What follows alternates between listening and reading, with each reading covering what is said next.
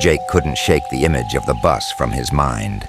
It had been days since his terrifying encounter, and every night he felt the presence of that ghostly vehicle lurking nearby. Despite the sleepless nights and growing paranoia, Jake tried to convince himself that it was all just a bad dream, but the feeling of dread wouldn't leave him. One evening, while researching local legends, Jake came across a chilling discovery. There were others who had encountered the same bus over the years. Each of them described the same experience: a rundown bus appearing in the dead of night, passengers who were no longer alive, and a driver whose face they couldn't forget. But there was one detail that sent a shiver down Jake's spine. None of the people who rode the bus had lived long after their encounter.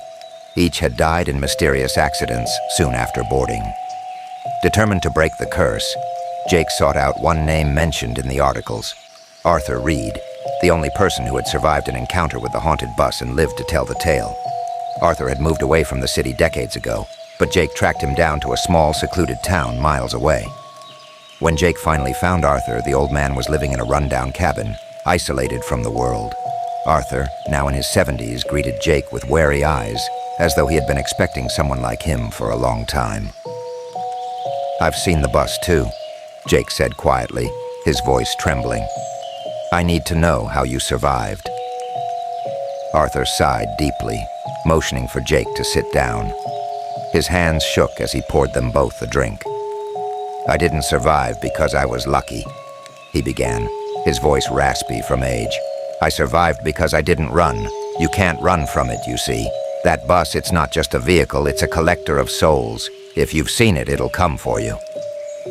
Jake's stomach tightened with fear, but he leaned forward, eager to hear more. Arthur explained that after his own encounter with the bus, he too had been haunted by its presence, much like Jake. "The only way I escaped," Arthur said, "was by confronting it head-on. The bus keeps appearing because it wants you back. You have to face it and hope it lets you go." Jake wasn't sure he understood. Face it? How could he face something that wasn't even of this world? But Arthur's warning stuck with him. That night, Jake prepared for the worst. As midnight approached, he sat by his window, watching the empty street outside. At exactly 11:45 p.m., he heard it again, the faint, distant rumble of an engine. The streetlights flickered, and there, at the end of the road, the bus appeared, its headlights cutting through the darkness. Jake's heart raced, but he remembered Arthur's words: "Don't run." He grabbed his jacket, took a deep breath, and stepped outside. The bus doors creaked open as he approached. This time, the driver didn't seem like a shadow. He looked more human, his hollow eyes fixed on Jake. "Are you ready?" the driver asked in the same flat voice as before. Swallowing his fear, Jake nodded and boarded the bus once more. The same passengers sat in their seats, unmoving and silent. The bus lurched forward, speeding through the deserted streets, taking turns that Jake knew didn't exist. But this time, instead of panicking, Jake watched the road ahead. The bus was heading toward the outskirts of town, where a bridge loomed in the distance, the same bridge from the stories about the accident. It became clear to Jake that this was the moment of truth. As they approached the bridge, the bus began to pick up speed, heading directly toward the guardrail. Jake stood up and faced the driver. "Stop the bus!" he yelled. The driver turned his head slowly, his empty gaze locking with Jake's. "You can't stop it," he whispered, "but you can choose." Suddenly, the bus veered toward the edge of the bridge, and Jake realized he had to make a decision. He ran to the door, slamming his fist against it, but it wouldn't open. The bus was only seconds away from plummeting into the river below. In that instant, Jake remembered Arthur's words: "You have to face it." Desperately, he turned back toward the driver. "I'm not afraid anymore," Jake shouted, his voice echoing through the bus. "I know what you are." The driver's expression changed, just for a moment. The bus screeched to a halt, inches from the edge of the bridge. The passengers, still lifeless, began to fade, their forms dissolving into shadows. The driver's hollow eyes softened, and he nodded once. "You've made your choice," the driver whispered, and in the blink of an eye, The bus disappeared. Jake found himself standing alone on the bridge, the cold wind whipping against his face. The bus, the driver, the passengers, everything was gone. The curse had been lifted. 1 year later. A year had passed since Jake's encounter with the haunted bus, and life had returned to normal, mostly. He moved to a new apartment, got a new job, and tried to forget the terror that once haunted him. But no matter how much time passed, he couldn't fully shake the feeling that something still lingered in the shadows, waiting. Jake thought he had closed that chapter for good, but everything changed one quiet evening. It was a typical night. Jake sat in his apartment watching TV when his phone buzzed. It was a message from Sarah, a friend he hadn't spoken to in months. Sarah, "Hey, are you home? I need to talk to you. It's important." Jake hadn't heard from Sarah since before the whole bus ordeal. He felt a knot tighten in his stomach as he replied. "Jake, yeah, I'm home. Is everything okay?" Sarah responded almost immediately. "Sarah, can you meet me? There's something I need to show you. 11:45 p.m. at the old bus stop." Jake's hands trembled as he read the message. The bus stop, 11:45 p.m. It was the same time and place where he had first encountered the haunted bus. His instincts told him not to go, but Sarah was his friend, and she sounded desperate. He tried to shake off his unease, convincing himself that it was just a coincidence. Maybe Sarah needed help, and he couldn't just ignore her.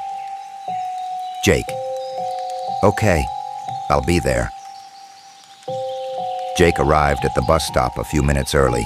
The night air was cold, and the street was eerily quiet, just like that night a year ago. He checked his phone for a message from Sarah, but there was nothing. 11:40 p.m. He paced around, glancing nervously at the empty street. The streetlights flickered, casting long shadows on the pavement. 11:45 p.m. came, and Sarah still hadn't shown up. Jake started to feel uneasy. He texted her again, but there was no reply. Then he heard it, the distant rumble of an engine. Jake's blood ran cold. He turned toward the sound, and there, coming down the road, were the same dim headlights, the same old rusted bus. His heart pounded as the bus slowly rolled to a stop in front of him. The doors creaked open, and Jake froze. The driver, the same hollow-eyed man from before, stared at him, expressionless. "You again," the driver said, his voice low and ominous. "I told you, you made your choice." Jake stumbled backward, his heart racing. "I don't want any part of this," he shouted. But before he could run, he saw someone step off the bus. It was Sarah. Her face was pale, her eyes wide with terror. "Jake," she whispered, her voice trembling. "It's happening to me now." Jake's mind reeled. "What do you mean? What's happening?" Sarah shook her head, tears in her eyes. "I boarded the bus, Jake. I didn't know. I didn't know what it was." Jake's heart sank as the realization hit him. The curse hadn't ended. It had just passed on. Sarah had boarded the bus, and now she was trapped in the same nightmare. "Why didn't you tell me?" Jake asked, panicked. "I didn't know how," Sarah cried. "I thought I could escape it, but it keeps coming for me. Every night the bus finds me, no matter where I go. I thought, maybe you could help me." Jake looked at the bus, its doors still open, the passengers inside sitting lifeless and silent. The driver watched them, waiting. "You can't outrun it," Jake said, echoing the words Arthur had told him long ago. "You have to face it." Sarah's eyes filled with fear. "How? What do I do?" Jake thought back to his own encounter, how he had survived by confronting the bus head-on, by making a choice. But this time felt different. The bus wasn't just coming for Sarah, it was coming for both of them. Jake grabbed Sarah's hand. "We're going to face it together," he said firmly. "We're not running." Sarah hesitated, but Jake's determination gave her strength. Together, they stepped onto the bus. The doors closed behind them with a final, eerie hiss. The bus jolted forward, and Jake and Sarah took their seats. The passengers, once again, were motionless, gray-skinned, their eyes hollow. The driver said nothing, only guiding the bus through the dark streets. This time, Jake didn't try to run. He sat still, watching the road ahead, waiting for the moment the bus would head toward the bridge.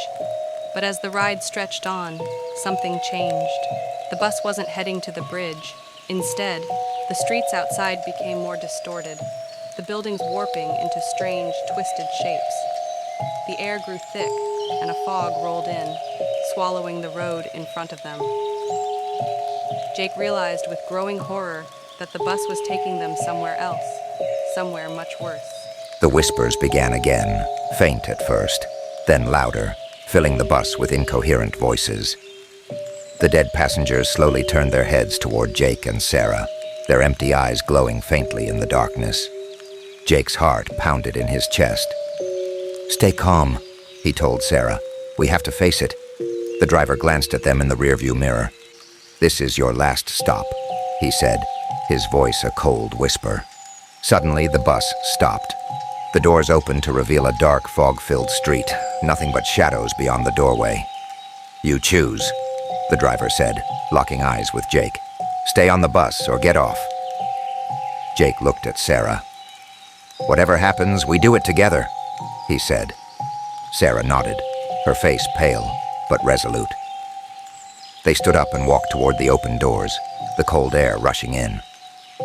Jake looked out into the fog, then back at the bus. The passengers, the driver, all stared at him, waiting for his decision. With one final breath, Jake stepped off the bus, pulling Sarah with him. The fog closed in around them, swallowing the bus and the street. They stood in complete silence, surrounded by nothingness. "Jake?" Sarah whispered, her voice shaking. "Where are we?" Jake didn't know. All he knew was that they had made their choice. The bus was gone, but they weren't free. Suddenly, a faint rumble echoed in the distance. Jake's eyes widened as he realized what it was. The bus was coming back. Epilogue. Jake and Sarah may have escaped the bus for now, but they were trapped in a new kind of nightmare, caught in a liminal space between life and death, where the haunted bus would forever hunt them. No matter how far they ran, no matter how hard they tried, it would always find them. And for anyone who dared to board the last bus, the journey was never truly over.